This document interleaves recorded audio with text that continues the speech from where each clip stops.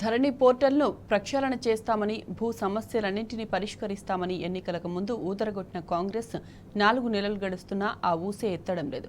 ధరణి committee ఏర్పాటు, revenue సదస్సుల పేరుతో హడావిడి తప్ప సమస్యలు పరిష్కారం కాలేదన్నది రైతుల మాట. ఇప్పుడు ఎన్నికల కోడ్ అడ్డం వచ్చిందంటూ మరో 3 నెలలు పరిష్కారాన్ని వాయిదా వేసింది. మరోవైపు పెండింగ్ అప్లికేషన్ల పరిష్కారానికి కోడ్ అడ్డంకి కాదని నిపుణులు చెబుతున్నారు.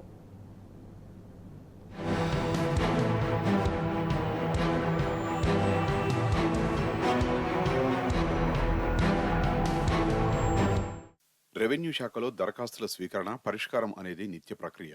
ధరణి దాదాపుగా 3 ఏళ్లుగా కొనసాగుతూనే ఉన్నది కాబట్టి ఆపాల్సిన అవసరం లేదని అంటున్నారు. ధరణి కమిటీలోని కొందరు సభ్యులు కూడా ఇదే అభిప్రాయాన్ని వ్యక్తం చేసినా ఉన్నతాధికారులు ఉద్దేశపూర్వకంగానే దరఖాస్తుల పరిష్కారాన్ని నిలిపివేయాలని ఆదేశించినట్టు తెలిసింది. ధరణి పోర్టల్పై అధ్యయనానికి, పునర్నిర్మాణానికి ప్రభుత్వం ఈ ఏడాది జనవరిలో కమిటీ నియమించింది. 5 సభ్యుల కమిటీ వివిధ దశల్లో చర్చలు జరిపి ప్రభుత్వానికి తొలి విడతగా కొన్ని సూచనలు చేసింది.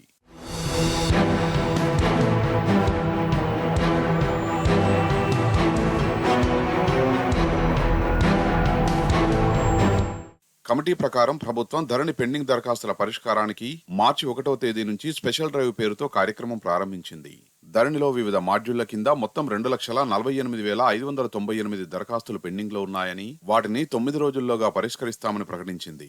తహసీల్దార్ స్థాయి నుంచి CCNA వరకు కమిటీలు వేసి వారికి పరిష్కార బాధ్యతలు అప్పగించింది.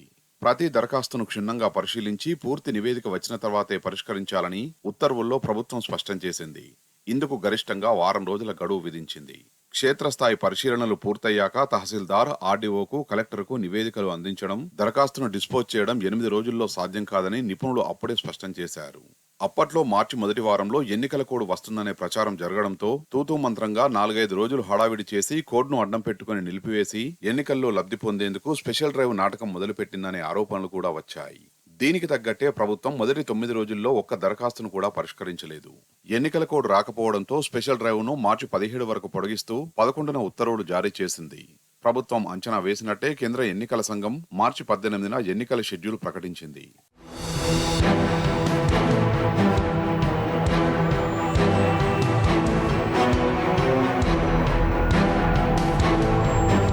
ప్రభుత్వం తలుచుకుంటే గత 4 నెలల్లో పార్ట్ బిలోని లక్షలాది ఎకరాలకు మోక్షం కల్పించి ఉండేదని అధికారులు చెబుతున్నారు.